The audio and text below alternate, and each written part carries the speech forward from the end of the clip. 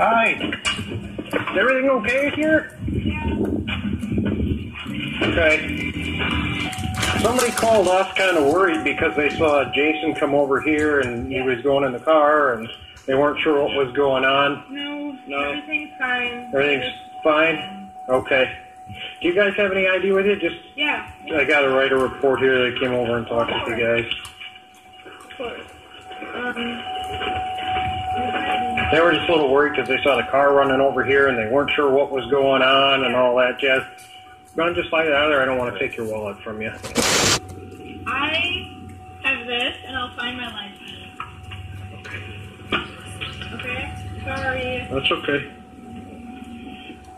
It's in here somewhere. I just always have trouble finding it. That's not it. Does that work for an ID? Yep, that's fine. Okay, I'm sorry. My license is somewhere in here. That's okay. You know, I just usually have it.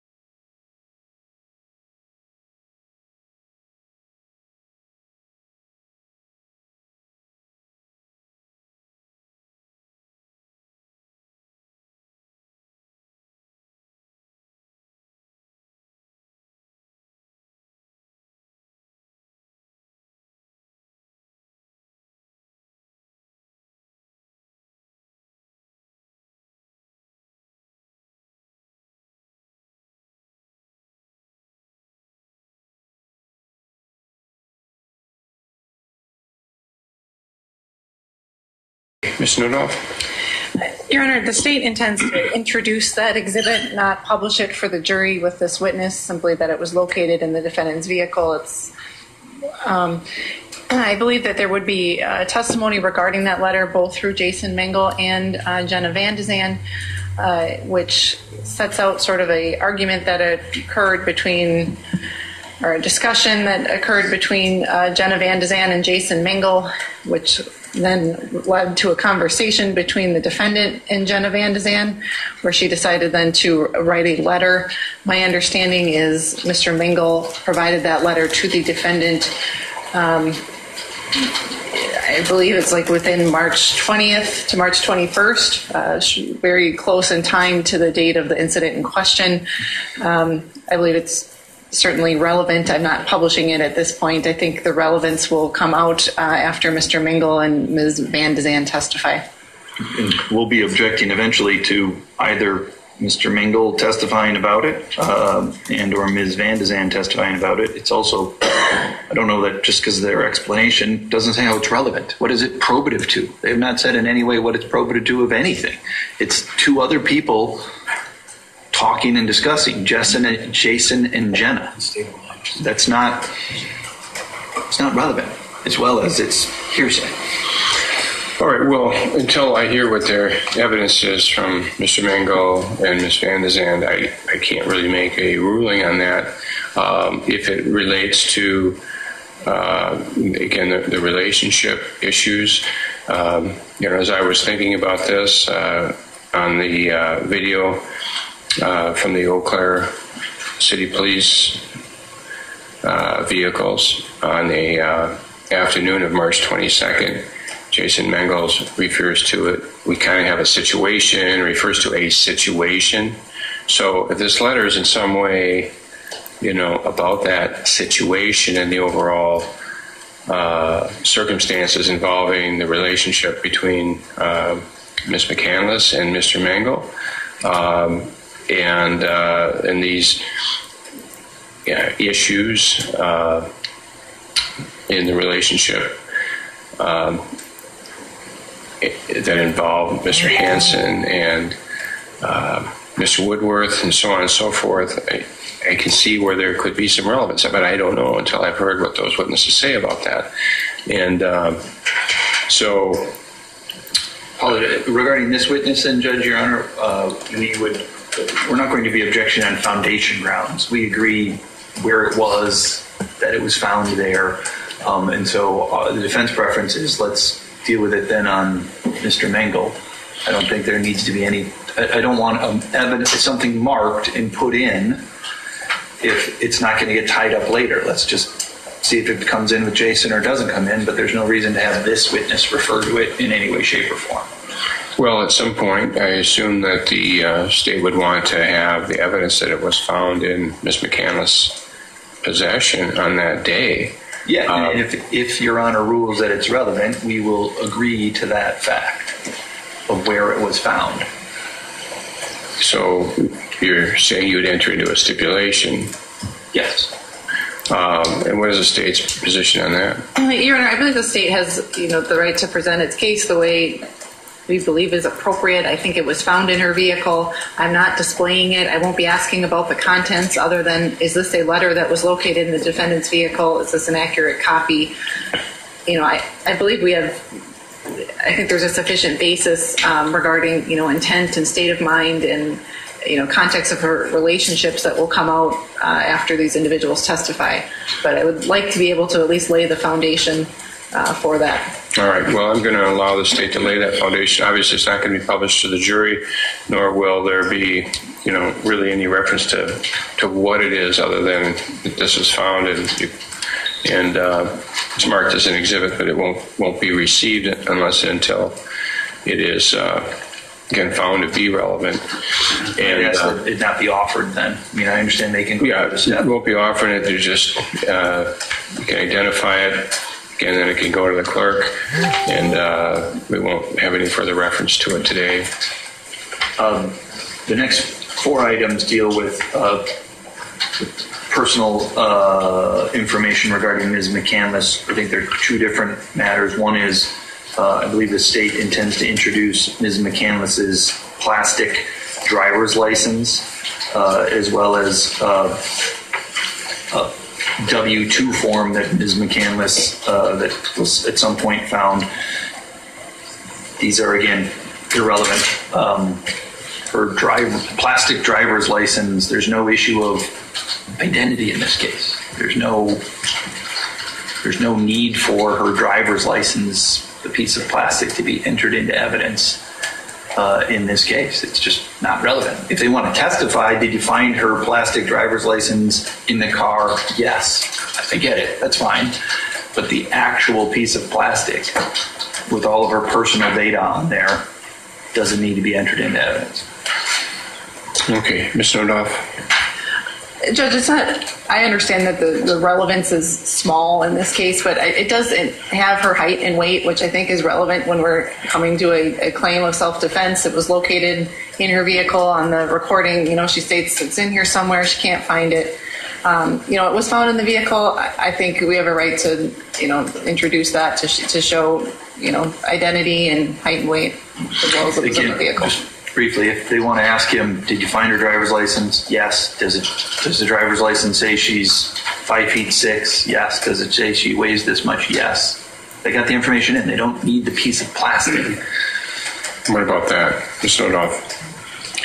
Well, I still think the piece of plastic is relevant because it's, her license, and she was asked about it from the officer earlier in the day. Doesn't make it relevant. I disagree. I don't understand how it's prejudicial, as well. So I think there's a little bit of relevance to it, and I don't see how it prejudices the defense. It doesn't. Not a matter of prejudice. It is not probative of any material fact. It doesn't make anything more or less likely that's contested in this case. The piece of plastic is not probative of anything. Well, it sounds like the only relevant aspect to the driver's license is the height and weight. So I'm going to grant the defense request there, as long as you can ask. You can have the officer testify that he found the driver's license, and this was the height and the weight of Ms. McCandless. But the actual driver's license itself is not relevant. I think we're getting close to that area too then, where the court has excluded some information regarding that driver's license. So if that's why it's relevant, that it was there and that it has her height and weight, the officer can testify to that without actually having that exhibit in evidence. Then also they intend to introduce a W-2 form. Again, it's not probative of anything. What her W-2 form, does the W-2 form indicate her income in 2017 from Joanne Fabrics? That's an accurate question for them to say, okay, does this show her income of 2017? No, it doesn't. All right. Fair enough. Then that is accurate. The W-2 is not if that's the only place she worked, but that does show income from one place. People have other things, odd jobs. There's all sorts of different things people could do to earn income. And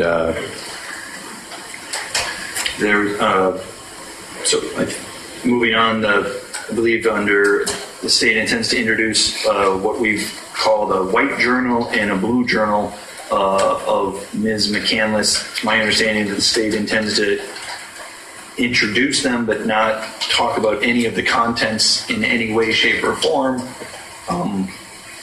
which to me then says, what's the relevance? Are they found a blue t-shirt at Mr. Carlin's house, they found purple sneakers, they found a white journal. If the contents aren't discussed and relevant, what is the fact that there is a leather or some sort of object in which there's words in front? How is that in any way relevant? You start off, what is the state's position on that? Your Honor, they can become relevant on cross-examination of the defendant and or rebuttal. And so it's just saving the witness having, to come testify. He, sees them, where the journals located in her belongings and putting them into evidence. I don't think I need to provide the state's theory of the case as far as rebuttal and cross-examination, but they may become relevant if and when the court or the state would intend to introduce them. We would take that up with Your Honor before doing so. All right, we'll treat those the same as the letters then. You can offer them, they're found. We're not going to go any further with them at this point in time. The defense would also have a discovery objection. You've never been provided with the contents of those journals, so I don't know that anyone's ever made it. Yeah, have you? They're in the photographs. All the pages are in four eyes. Jason Stalker's photos. He photographs every page in those journals. All right. Again, they won't be offered today. They'll just be marked, and Deputy Stalker found them, seized them, without anything further to do, or until the relevance is shown. The state also intends to introduce a form, what I'm calling the name change information, court document regarding when Ms. McCandless legally changed her name. Again, that's not probative of anything here. She legally changed her name. The fact of when it happened is not probative of anything here. And is there any prejudicial concern there as far as that evidence? Well, before we even get to 90403, 90402 needs to be addressed, and 90402 says irrelevant evidence is inadmissible, regardless of whether it's prejudicial or not. There's no probative value. Well, we certainly have some concerns under 90403 as well, but the first issue is, how is it probative? Is the state's, and I believe Your Honor has already ruled, certainly regarding states' previous attempts to introduce evidence regarding opinions about gender identity, that those could not be admissible. I don't know if this goes along that same theory, but people change their names, especially women change their names. When they get married, their name gets changed often. Unfortunately, not as many men do that as perhaps should. I understand, Mr. Nelson. I've done many name changes sitting here. It's not probative of anything in this case. Okay. There's been testimony. First of all, there's testimony, the contact with her initially at Sipples, where she gives the name Monica, and the fireman thought it was a false name, and so on and so forth. A little confusion there. Frankly, I would think that would be something that would be helpful to the defense. I'm not sure why the state would be offering it. We did have Mr. Carlin testify yesterday that her name was Monica J. Carlin, and now it says her McCandless. Is there what would be the reason again for the introduction of that? What would be the relevance? Apology, just beforehand, we would agree if they just want to ask, did you do investigation to determine if Ms. McCandless previously was known as Monica Carlin? Yes. Was that her legal name, and was it changed from Monica Carlin to Ezra McCandless? Yes. That information could be elicited from the stand. We agree to that. It's the form itself that we're... Okay, Ms. Dodo? Your Honor, it goes again to show ownership of the items there. I believe it's relevant given, indicating the previous name at Sipple's residence. That's it. All right. Well, I think that I don't see... Is there anything on the form other than just that it's a name change? Or... sometimes the petitions for a name change, it has the reason the person's asking for the change, or is it simply the order that her name was changed? Simply it's a photograph of the birth certificate, and I would have a form as well to make sure it's confidential, kept in the record. Well, I think, again, I believe that the probative value is not great, maybe not necessary, but I don't see any unfair prejudice to the defendant, so I'm going to allow the state to introduce that evidence.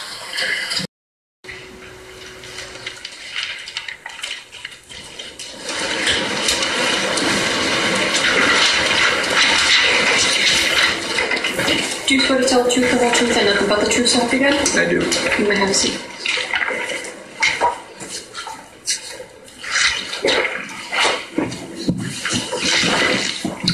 Can you please state and spell your last name for the record?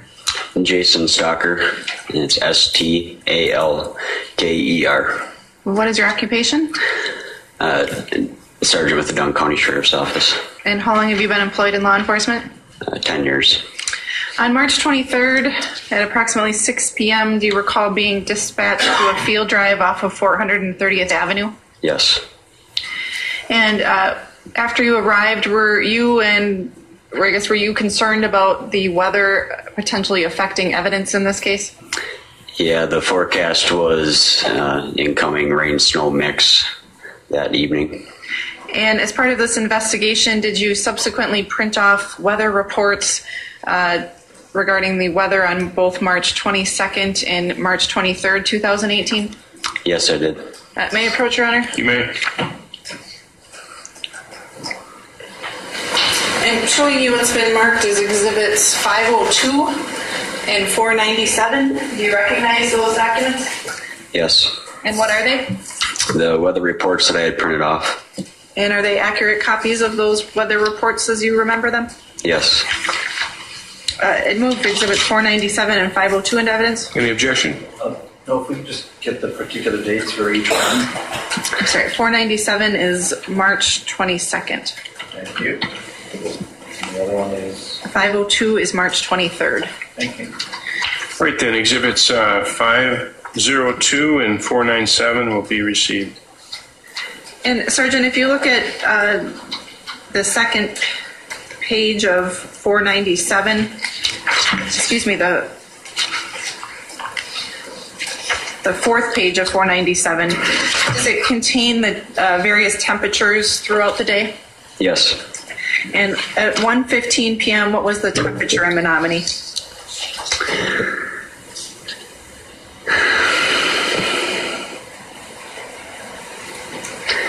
39.6 degrees Fahrenheit. And what was the temperature at 4 p.m. or 4:15 p.m.? 41.2 degrees Fahrenheit. And if you turn to the 5th page,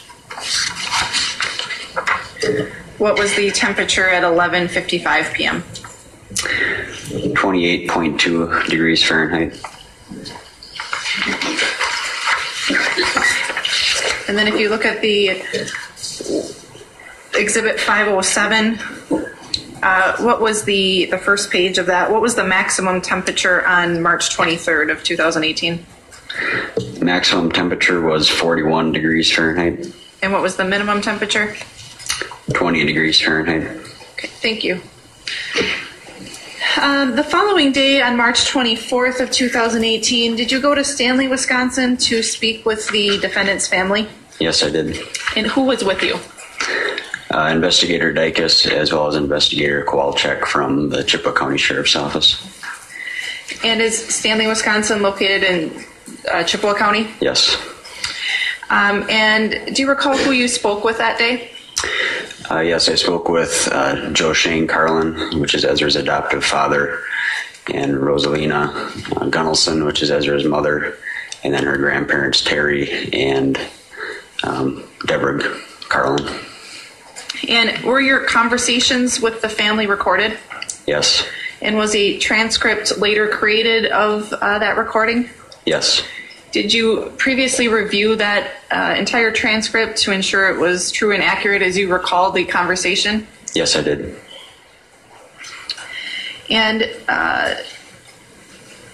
were you present during the entire conversation with the family? Yes.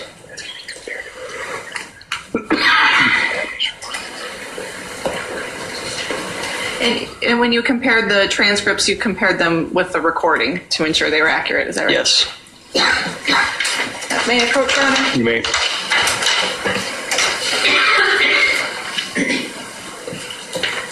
I'm showing you what's been marked as Exhibit 346B. And does that contain page 34 of the transcript?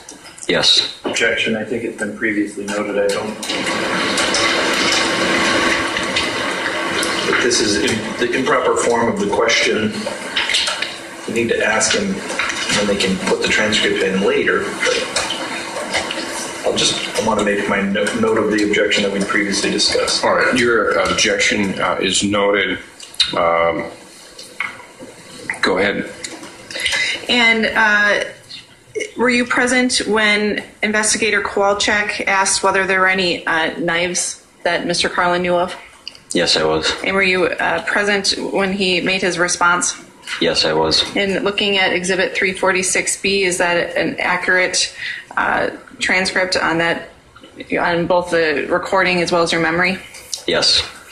I'd move 346B into evidence and request to publish for the jury. Any objection other than what has been noted? I need to. Okay. Objection to the publication. I understand the information's come in based upon last objections. There's no need to publish it. Testimony came in through his at the stand. All right. I'm going to overrule. I'll allow that to be published to the jury.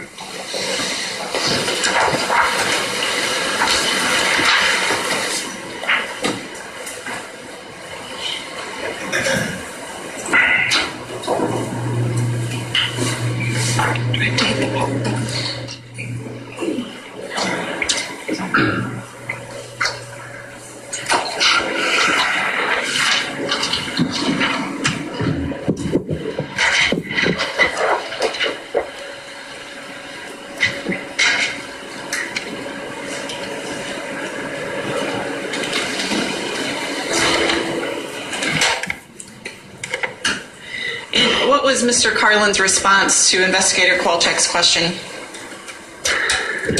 Joe Shane responded, I just have a couple of knives in my home. They're just like work knives, just flip open ones for when I'm doing my tree service if I've got to cut a rope. As far as any that she would have, no.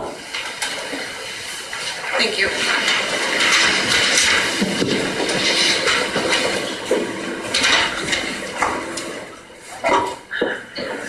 And after you spoke with the family, did you and the other officers execute a search warrant at Joshane Carlin's house? Yes, we did. And why were you executing a search warrant? To search for any evidence related to the homicide we were investigating. And were you directed to anything in the house when you went into Mr. Carlin's house? Yes, Joshane pointed out a pile of belongings in the corner of the living room behind a chair that he said belonged to Ezra. And were you also directed to any knives in the house? Yes, he also pointed out a folding knife that was on the side table that was next to this same chair in the living room. And did you subsequently seize that knife and put it into evidence? Yes. May I approach, Your Honor? You may. I'm showing you what's been marked as exhibit number 215. Do you recognize that item? Yes. And is that the same knife that you seized back on March 24th of 2018? Yes, it is. I'd move exhibit 215 into evidence. Any objection to Exhibit 215? No, Your Honor. All right, Exhibit 215 will be received. And Sergeant, did you later compare exhibit 215 with the knife recovered from the ditch line in this case? Yes.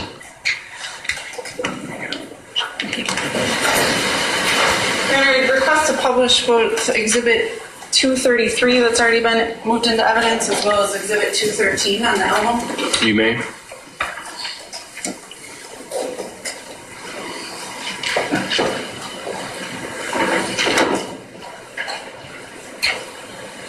And first placing on the Elmo exhibit 233.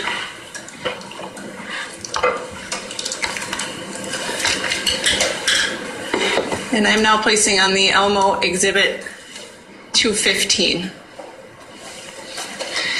And when you reviewed them, did you note anything in particular when you compared the two knives? They were identical knives. Thank you.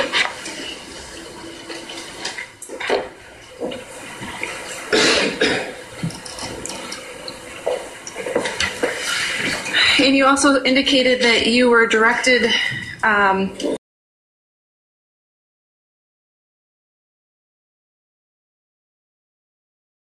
Yes. and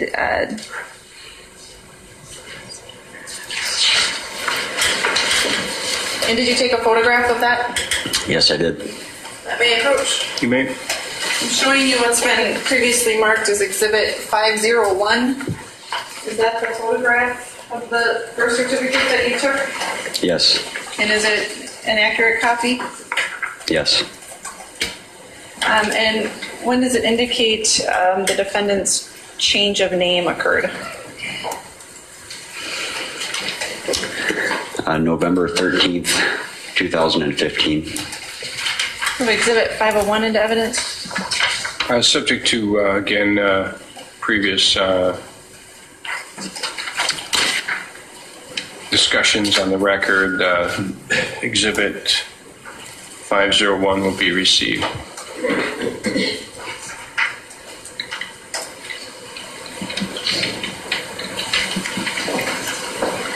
And did you observe some clothing within those different bags that you examined?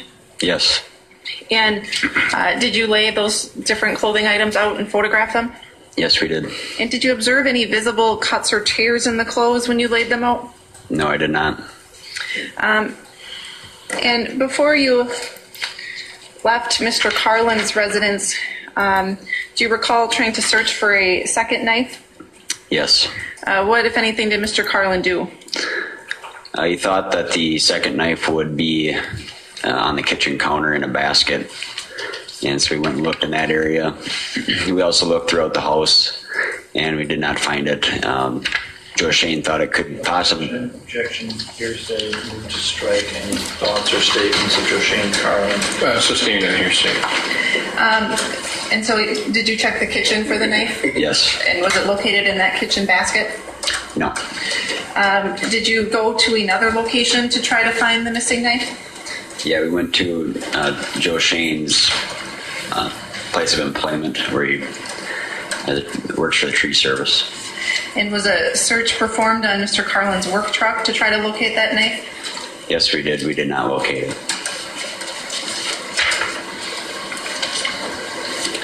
Did you then go to the defendant's mother's residence, also in Stanley? Yes. And were you directed to a room where the defendant's belongings were located? Yes. And prior to searching any of those items, did you take a photograph of those items? Yes, I did. May I approach? You may. Showing you what's been marked as Exhibit 675. What does that photograph depict? The room that I was directed to and a pile of belongings that were in the room. Is that an accurate copy? Yes. Move Exhibit 675 into evidence. Any objection? No. Request to publish for the jury. Exhibit 675 will be received and you may publish.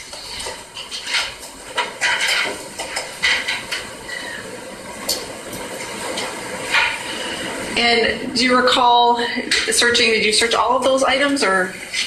Yes, we went through everything.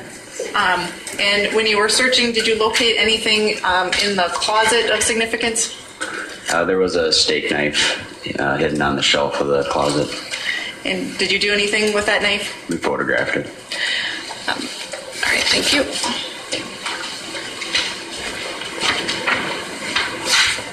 Did you also locate in the belongings at, I believe, was it Ms. Gunnelson's residence? I'm sorry, repeat that. Was it Ms. Gunnelson's residence where you were searching? Yes. And did you locate a cell phone within those items? Yes. And was it a Samsung Galaxy phone? Yes. And did you seize that cell phone? I did. And was that placed into evidence? Yes, it was. Now, going back to the date of the March 23rd when you were at the Field Drive Road, do you recall a vehicle being located down that road? Yes, I do. Do you remember or do you know what happened to that vehicle after it left the Field Drive Road? I'm sorry, where it was parked or after we were done processing the scene? Yes, after you were done processing the scene. After we were done processing the scene, it was towed back to our impound facility. And did you learn that the vehicle later was sent to a different location? Yes, it was later transported to the Wausau State Crime Lab. And did individuals at the crime lab, based on your knowledge, they processed the vehicle? Yes. And did your office have any part of processing that vehicle? No. And then after the vehicle was processed, do you know where it was placed? After it was processed, it was transported back to our impound facility. And has it been at the Dunn County Sheriff's Office impound facility, I guess, since March 23rd, 2018, or since this investigation began? Yes, it has been. And has it been in a secure location? Yes. A few days ago, did you execute a search warrant to retrieve some items that were located in that vehicle? Yes, I did. Was one of the items a driver's license? Yes, it was. And was that the defendant's driver's license? Yes. Do you recall where it was located in the vehicle? At the time that I searched for that driver's license, it was in a brown paper bag in the trunk, labeled the front driver's seat compartment area. And did you recognize, was it, let me start over, was it a driver's license relating to the defendant, Ezra McCandless? Yes. And do you recall what the height and weight was on that driver's license? 5'6" and 130 pounds. Did you also retrieve a handwritten letter from that vehicle? Yes, I did. Do you recall where that handwritten letter was located? It was in that same bag. That may approach, Your Honor. You may. I'm showing you what's been marked as Exhibit 677. I don't need you to open it since it's in a plastic bag, but is that the same item that you retrieved from the vehicle? Yes, it is. Thank you.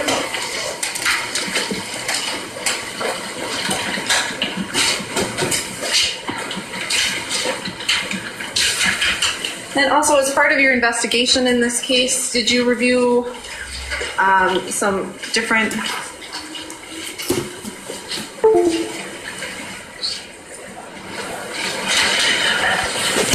so when you did the let me go back to when you got the letter and driver's license, did that bag indicate where they were originally located? Yeah, the bag was labeled front driver's seat compartment area, including center console.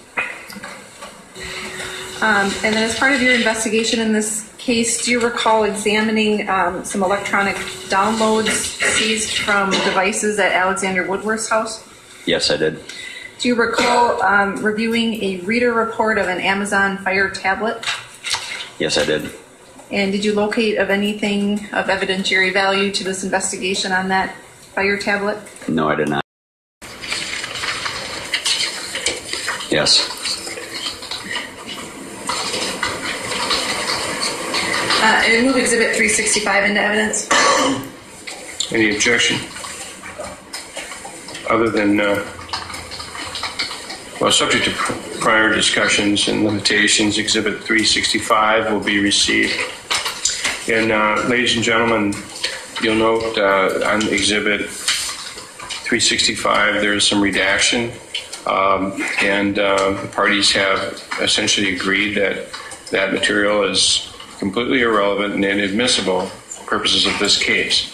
And the court certainly concurs with that, so I ask that you not speculate or wonder about what is redacted. You just have to accept the fact. We all agree that it's inadmissible and irrelevant. Okay? Thank you. And Sergeant, when you examined the Google return, were you able to determine when this silence was broken journal was last edited?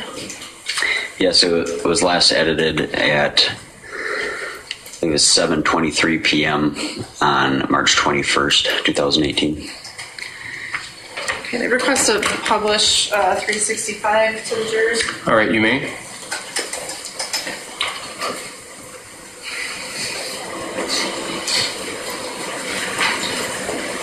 In the interest of time, a copy has been provided or prepared for each of you. And then, Your Honor, I'm just going to stop my questioning until the jury has had an opportunity to review that exhibit. All right, and ladies and gentlemen, I ask that you review Exhibit 365, and once everyone has had a chance to read that, then we'll move on. So.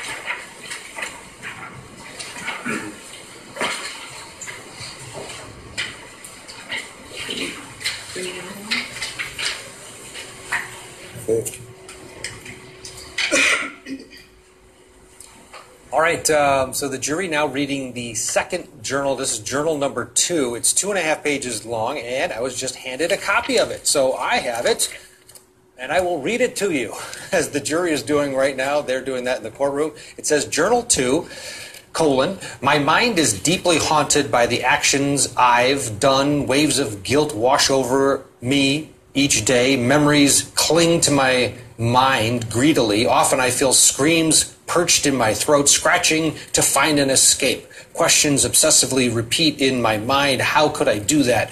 Why did you go back? How could you hurt someone so much? Why did you say those hurtful things? How dare you? How can you? And it goes on and on. Basically, this is Ezra McCandless's journal before the murders, before the incident where the victim died, and she's accused of murder. And basically, as I read through that, I'm not going to read the whole thing. It's basically her beating up on herself for things that she has done, saying it sickens me to recall the words I would say to other people. Jacoby Hudson is with me, and so is Jason Luzak. Jason, to you out in Wisconsin, the reading of these journals, these are very personal. And as I read this one, it's obviously her pouring her soul out on some level. Does this cut both ways? I mean, if I'm a juror, I'm going to have some empathy for her no matter what she's actually saying. Yeah, I do think that it acts to humanize, further humanize Ezra McCandless, but it's one of those pieces of evidence where if you're predisposed to read something into it, those statements that you just read in the journal, it's one of those things where if you're coming from a certain angle, you may read into it what you've already predisposed to believe as far as the facts of the case. So I think it is a positive for the defense in the standpoint that it humanizes her, and there's obviously nothing in there, at least that you read, that sounded too far out there. But if you're already predisposed to thinking that maybe this falls into the motive type evidence that the prosecution is trying to get in, well, I think that's probably why they're trying to get this into evidence. And the way that it's consumed is also important because it's not being read in open court. It's even more personal to read it. Not out loud, not hear it, but to actually look at it and read it. I think it makes it more personal for the jurors to consume it that way.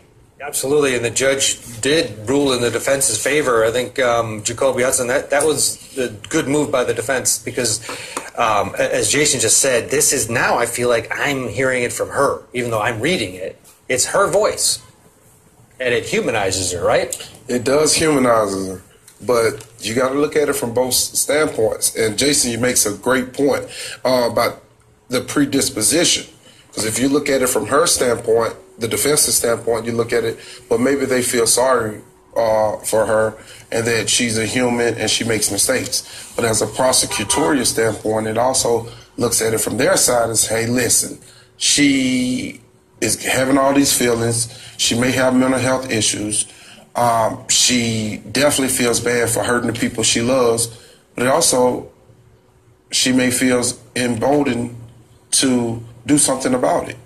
And that way, that may bring her to even murder with Alex Woodworth. So these are all the questions. Depends on the lens of the juror, where they've already seen, heard, and where they're leaning is what you're saying. And that's the point exactly I'm saying, because what's going to happen is because that document is a continuing testimony document, so it's not going back there with the jury. They're going to have to rely on their own memory. So when it's time for them to deliberate, they're going to have to reconcile these feelings that they have and come up with a unanimous verdict.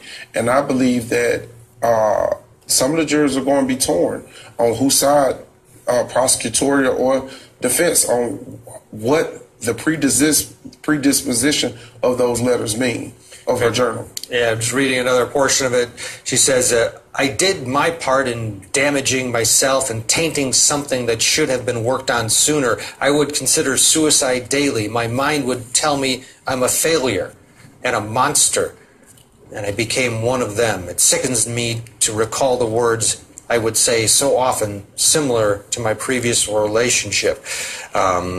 And later, she goes on to say, I was so close to ending my life. I used to feel so beautiful, becoming comfortable in a body for years. I hid.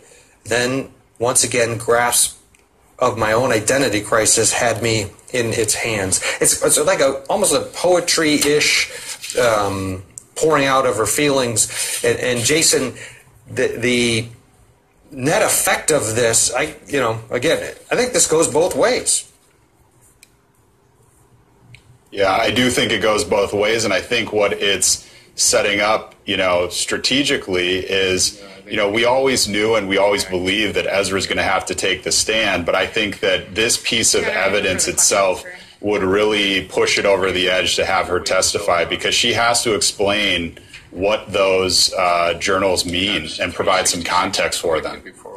cross-examination. Absolutely. Okay, they're collecting the transcripts now from the jury. We believe that these were the only two. The first one was a little longer. They had 7 minutes to read it. Now this one a little shorter, 2.5 pages. Let's go back and listen in. Mr. Stalker, I want to ask you some questions about your contact with Mr. Carlinet. Okay? Okay. That was at his house? Part of their contact was, and part of it was at his parents' house. The conversation that you talked about, was that at his parents' house? Which part of the conversation? I believe there was a transcript you taught. Your initial conversation with him was at his parents' house, correct? That's correct. Was it the same day that you executed the search warrant? Yes. So you went to his parents' house, met him there first, agreed? Yes. And then you eventually said, we have a search warrant, we're going to go to your house, agreed? Yes. I just want to ask the topics of conversation that you asked, okay? Okay. I don't want to get into the content of what he said, because I don't think we can do that, okay? Okay. You asked him questions. I did, but one of our investigators would have, yes. Okay, Yep. so you weren't there alone, agreed? Correct. You were there with other people from law enforcement, agreed? Yes. And you were there the entire conversation that you and or other law enforcement officers had with Mr. Carlin at his parents' house, agreed? Yes. So you were, you have knowledge of what was asked or said to him, agreed? Yes. And so when I talk about it, I'm talking about it in the collective. Feel free to point out if it's not you, but you heard these questions being asked of him, okay? Yep. You heard that he was asked if Ezra had any hunter safety courses, correct? Yes. You heard it being asked if she ever discussed with him self-defense? Yes. You heard it asked if Ezra ever took an interest in hunting? Yes.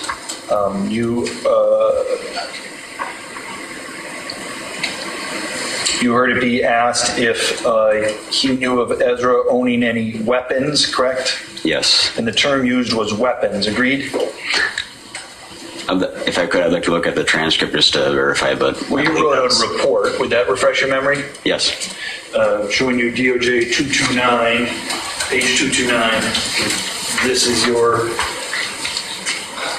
report. It's dated March 23rd. I'm showing you page 11. This is the portion I'm asking you about. You can read anything, but why don't you read that to yourself and then let us know when you're finished.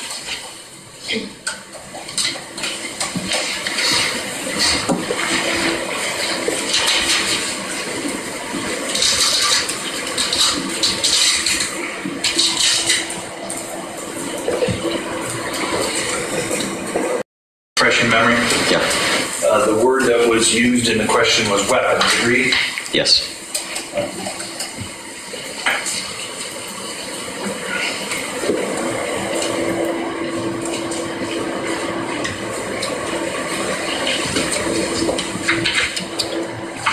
You then executed a search warrant at his house, is that right? Yes.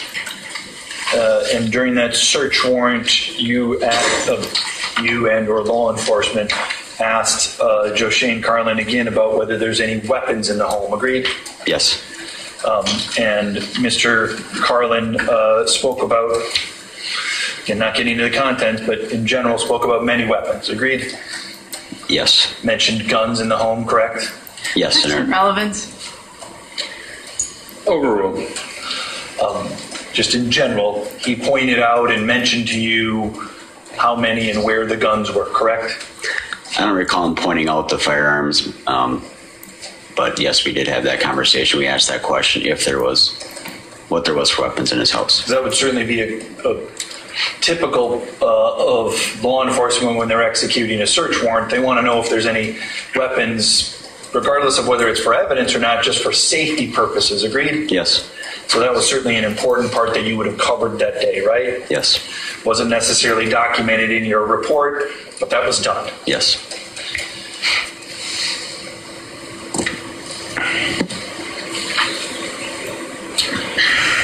You also executed a search warrant at Ezra's mother's house, is that right? Yes. and you talked about, you took photos of lots of things that you did in both of those search warrants, right? Yes. So I'm going to ask you about the Gunnelson home, okay? Okay. That's where Ezra's mom lives, at the Gunnelson home, correct? Yes. And you were directed at some point to a room where some of Ezra's belongings were, correct? Yes. Fair to say that's actually a guest bedroom. Agreed? It could be. That's the room that we were directed to that she said Ezra's belongings were at. Okay. You don't know if other people's belongings were also in there, correct? No. You just know that the belongings that Ezra had there, you were told that they were all in this room, correct? Yes. It may be that other people's belongings were also there. Agreed? It's possible, yes. And so I know you. Is this on Andrew? Yes.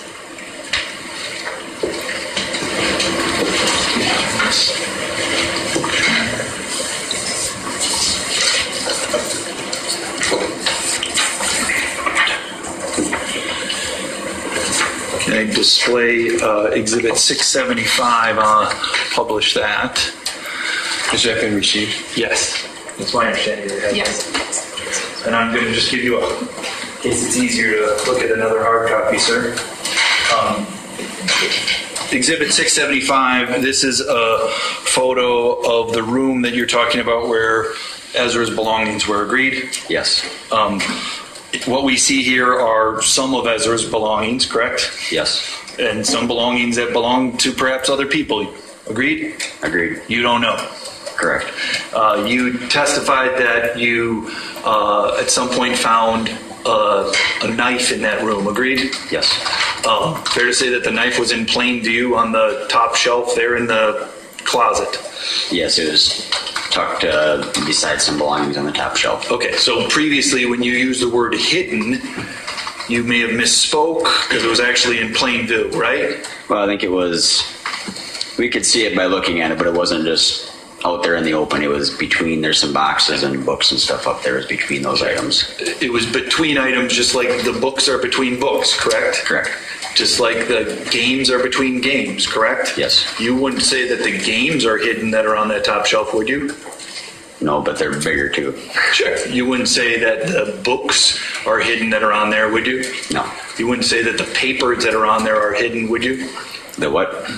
Any papers or documents that are on that top shelf are hidden, no? No. Some things are just more visible than others based upon their size, agreed? Yes. You don't know who put that there? Correct. You don't know why they put it there? Correct. And what we do know is it was there, correct? Yes.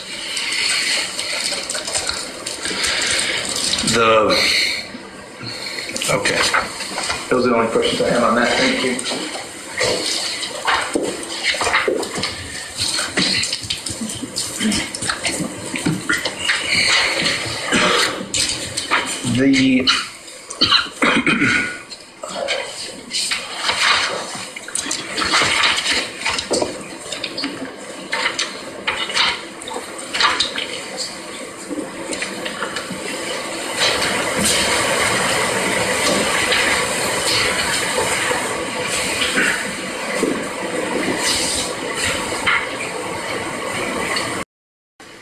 Yes. Would it be helpful for you to keep that in your hands? Yes, it would. Okay.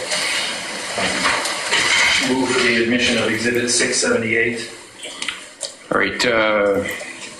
Court will receive Exhibit 678. Permission to publish. May. The item 678. You see that on the screen up on there? Yes. And I know it's poor quality, so I'm going to test your memory here and your vision. But these are pamphlets that you found, and I think what you've said is this: it's a red folder upstairs. Yes. In the pamphlets, again, they speak for themselves. It's a little bit blurry, so I want to make sure that I want to point out a couple. Does that make sense? Yeah. The one on the bottom right here, that's a pamphlet for Bolton Refuge House. Is that right? Yes. And the one in the middle and the top, that's dealing with crisis, a victim response. Yes. Correct. And fair to say that all all of the pamphlets that are visible there follow along those same themes about victim witness assistance programs. Is that agreed? Yes. Okay. Thank you.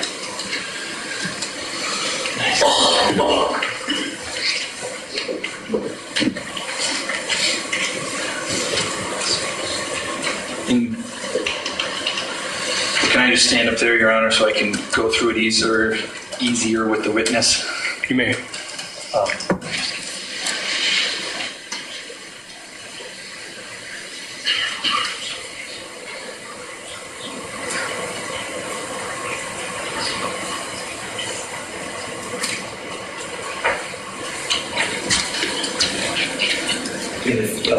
Again, showing you a piece of paper with 16 thumbnails on it.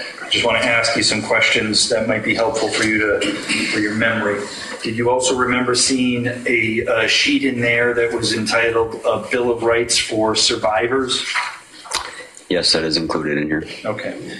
And there was also a business card from somebody in Eau Claire County Crisis Response Specialist. Is that right? Yes. And there is also a business card from another crisis response specialist named Kristen Wojlewicz, Wojslewicz. Is that what that appears to be with a approximate spelling? Yes. Is this an exhibit? Happy to mark it if you want. I was just using it to refresh his memory. I don't think we need it marked. I think we should. All right, why don't we mark it? Okay. I just didn't know who was handling the witness. Ms. Nodoff was.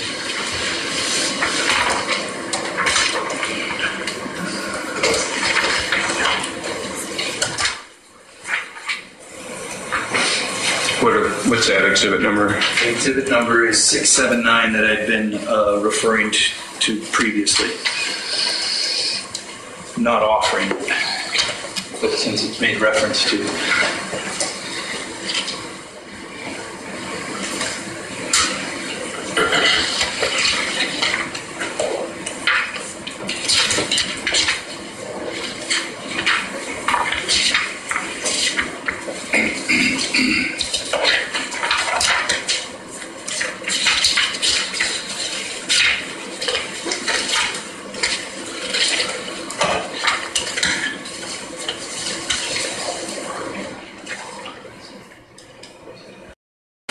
Exhibit 680, does that appear to be a full photograph of what I'd previously asked you regarding the Bill of Rights for Survivors? Yes. Showing you what's been marked as 681, does that appear to be the full photograph of the card from the crisis response specialist? Yes. And showing you 682, does that appear to be, again, the full photo of the crisis response specialist for Kristen Wojlewicz, Wojtlewicz. Yes, it is.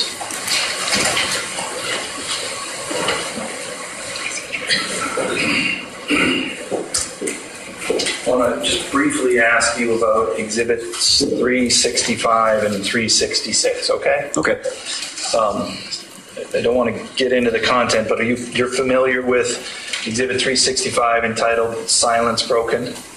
Yes, I did review it. Fair to say that there are no names mentioned in here other than the name Ezra McCandless on the title, correct? Correct. That the writer, Ms. McCandless, uses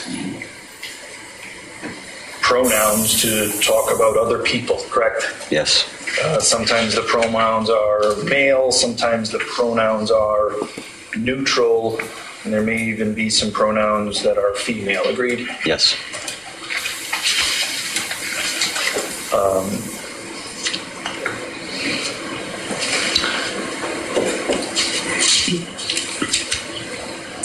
Fair to say without context or knowing the writer's exact intent, it's not clear from the document itself as to who the pronouns are referring to. Agreed? Objection speculative. It's not speculated when I'm asking. I'm going to overrule the objection. Go ahead, if you can answer. I'm sorry, can you repeat it? Sure. Can you have the court reporter read back the question, please?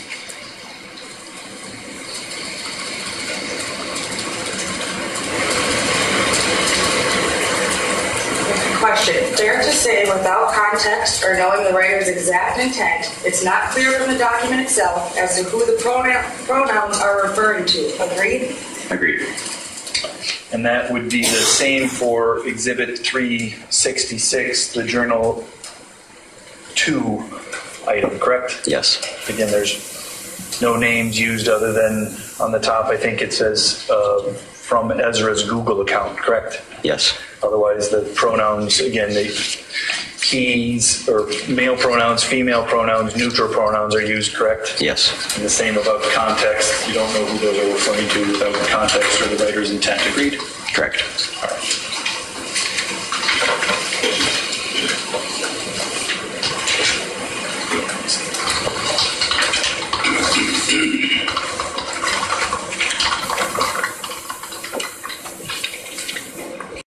Correct. Just briefly, you were asked about the conversation about, do you remember, was Joshane Carlin asked about weapons in the house? Yes. And the exhibit, I don't know the number, but with the transcript.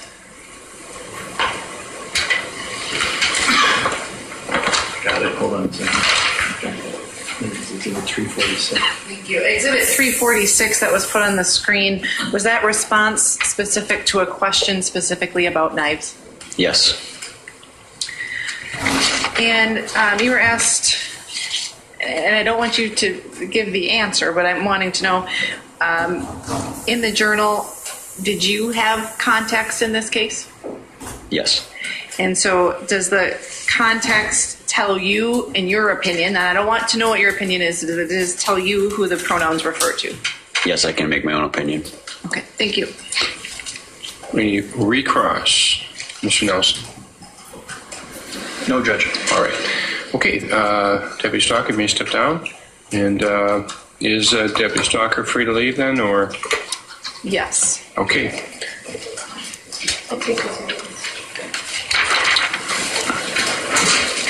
Have a good day, sir.